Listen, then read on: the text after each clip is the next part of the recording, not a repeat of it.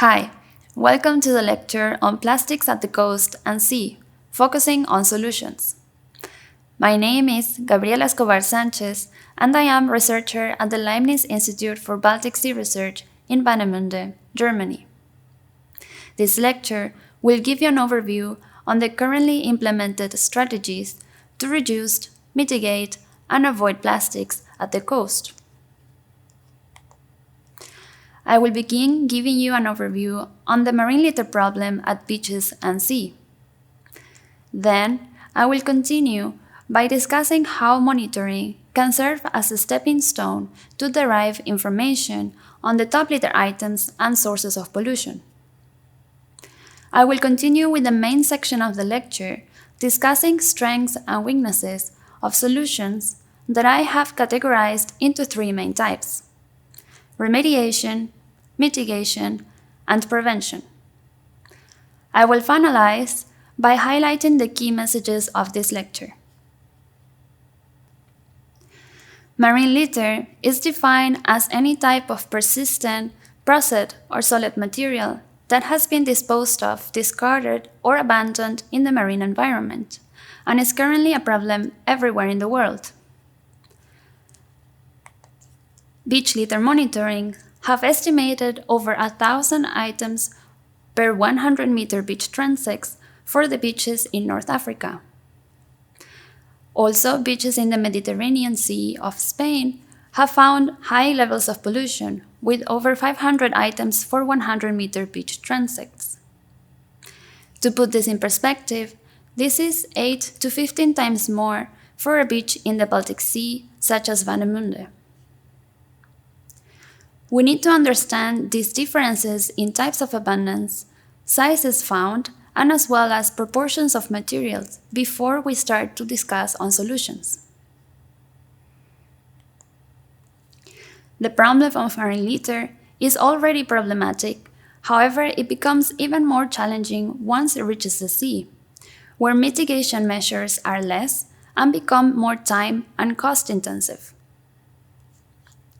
For this reason, the management of marine litter is important to decrease the environmental impact on the ecosystem, decrease the impact on local economies, such as fisheries and tourism, secure the proper functioning of ecosystem services, avoid health and safety risks, and decrease carbon footprint by integrating marine litter into circular economy concepts.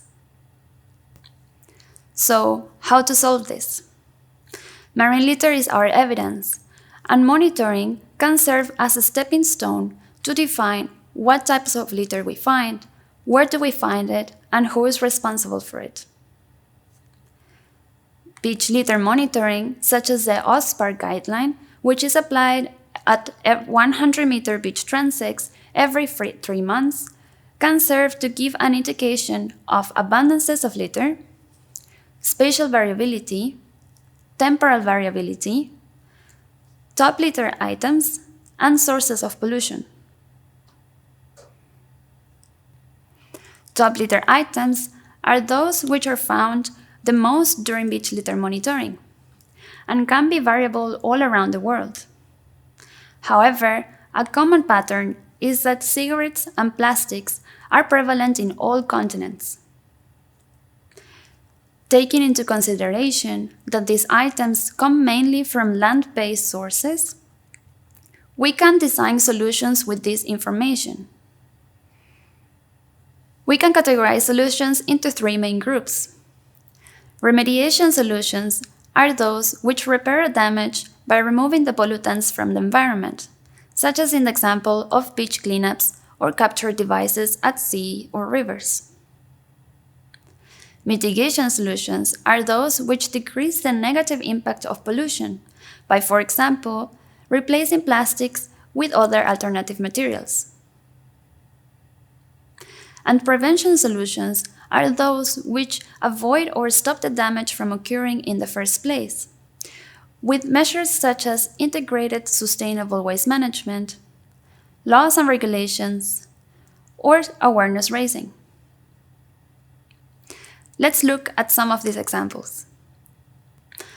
A common remediation solution are beach cleaning or capture devices at sea or rivers. Beach cleaning is a common awareness-raising activity carried out by NGOs and volunteers. However, it can also be carried out by municipalities during high touristic season in order to keep the coast clean for locals and tourists. Capture devices, on the other hand, are nets deployed at sea to collect surface plastics and often dragged by ships. At rivers, these nets are placed in a static point where the water flow accumulates the litter for collection. Although these methods remove the standing pollution at first, they come with strengths and weaknesses. Strengths of these methods are that they remove the plastics at beaches and sea, avoiding further fragmentation.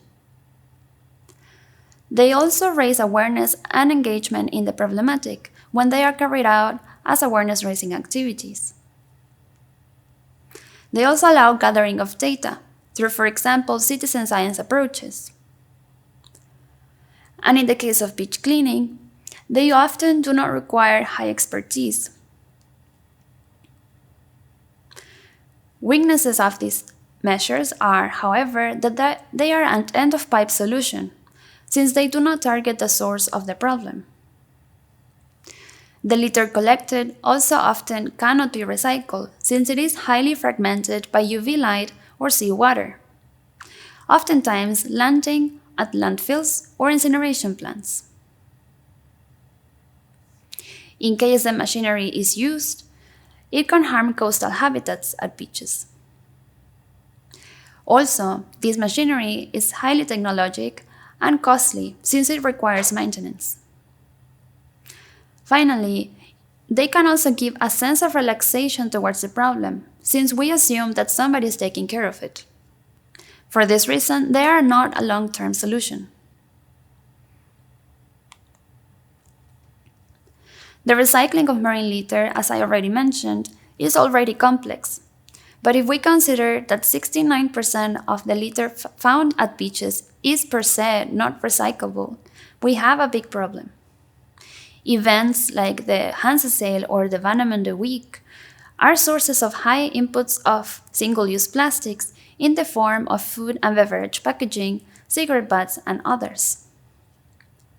A common mitigation measure that is discussed are biodegradable plastics. So could they be a solution? Plastics can be derived either from fossil fuels, such as the PET, or from biomass like maize and sugarcane. Both types of polymers go through a long process of degradation, and it is important to distinguish that bio-based plastics do not directly correlate with biodegradability.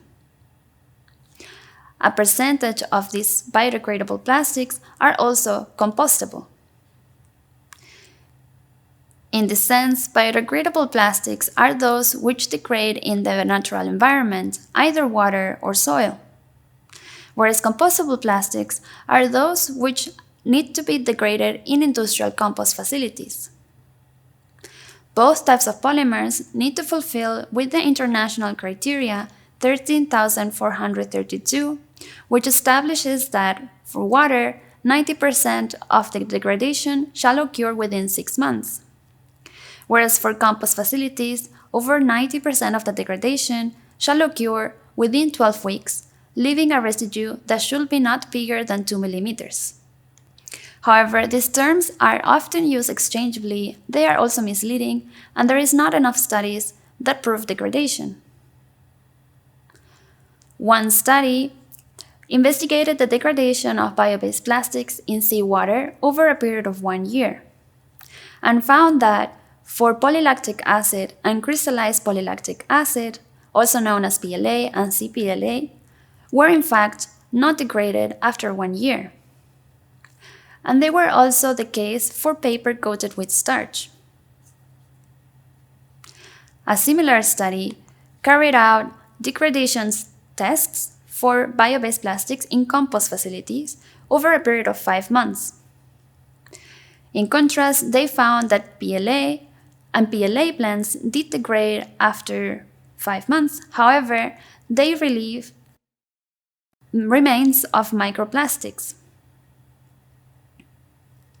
In this sense, this remains a problem for compost facilities since they cannot fulfill the high-quality criteria for compost in the presence of microplastics. Like this, strengths of bio-based plastics are that they are based on renewable resources. Therefore, they lower greenhouse gas emissions.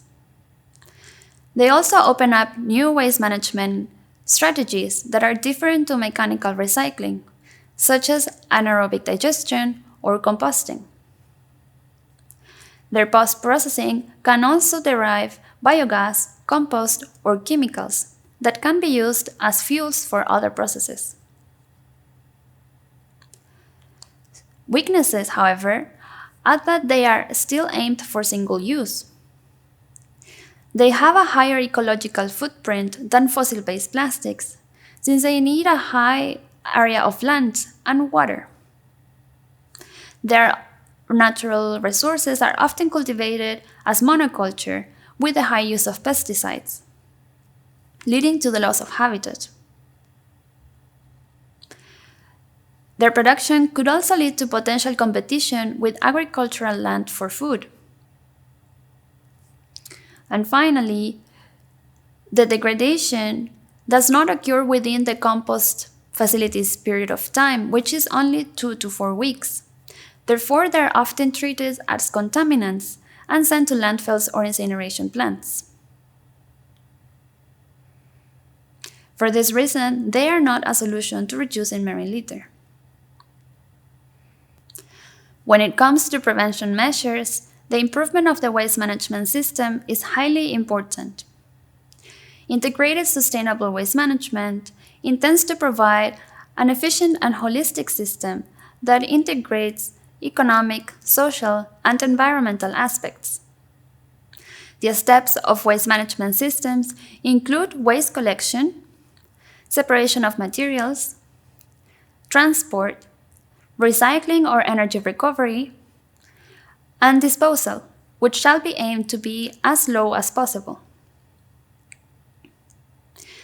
In countries where waste management systems are poor, separation and recycling are not part of the current plan. And for this reason, informal workers play an important role as separators and recyclers. In this sense, they divert plastics from landfills and the environment, therefore also reducing inputs of marine litter.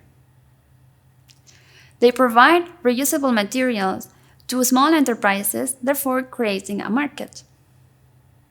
And overall, improve the collection and recycling rates, at the same time lowering the cost for management for municipalities. Recycling itself is highly important to minimize the dependence on raw materials and bring back the value of plastics into the system, which is one of the main principles of circular economy. The rates of recycling, energy recovery, and landfilling per country in the year 2018 show that, for mechanical recycling, shown in green, the majority of European countries reach recycling rates over 20%. Whereas for the examples of Tunisia and Morocco, they still remain below 10%. Also, a lot of the countries still rely on landfilling and disposal at dump sites. Strengths of recycling systems are that they divert plastics from landfills and the environment. They promote circularity of resources, and they also can produce energy from the material. Weaknesses are, however, that plastics cannot be infinitely recycled since the polymer chain loses quality. And also, lack of funding, impure waste streams, and inefficient waste collection are often a problem to reach the recycling rates. Extended producer responsibility could perhaps be an option to increase recycling rates in the waste management system. EPRs are a policy approach that makes a plastic manufacturer responsible for the entire life cycle of a product, transferring the full or partial responsibility from the government or consumers onto the producers. It follows three main principles. Each company is obliged to pay a fee when putting plastic in the market. The fee will serve for collection and management of the plastic after its use. And each company is responsible for the collection, sorting, recycling, or energy recovering after the use of the product. EPR systems can be implemented either independently for each company or through an intermediary organization called PRO, which stands for Producer Responsible Organization, and which takes responsibility for the management of plastics of each company. An example of an EPR scheme is the Green Dot in Germany, which acts as several companies of pros that act in a competing market for the recovery of plastic bottles and packaging. Strengths of EPR systems are that they increase collection and recycling rates. They also improve material design, and they create a market for recyclates of initial low value, overall lowering the management costs for municipalities. Weaknesses, however, are that they can lead to competition with the informal sector if these ones are not integrated. And the transport of the materials back to the company can lead to high transportation costs. Laws and regulations are highly important for prevention measures. We have seen that during beach litter monitoring, most common material found are single-use plastics, packaging, and cigarette butts. The European Strategy for Plastics in a Circular Economy, adopted in 2018, aims to reduce and recycle single-use plastics and packaging by 2030. Like this, items like cotton bud sticks, straws, cutlery, or also balloon sticks were completely banned, while other items are intended to be reduced in production or recycled through EPR schemes or aimed at other measures. However, we see that cigarette butts can still be a problem. A study carried out in Germany and Lithuania found that cigarette butts made up between 12% and 90% of the total litter collected, respectively. Two measures discussed in the literature are awareness raising and bans and fines. The same study tested the effectiveness of ballot pins as an awareness-raising activity, inviting smokers to dispose their cigarette butt into the bin with a question. And the aim was to raise awareness and see if this could be an effective solution to decrease marine littering of cigarette butts. However, they found that the solution was not effective. At the same time, they carried out surveys where they found that 33% of the people did not consider cigarette butts as litter. However, still 40% of the people favor penalties and other measures to decrease littering.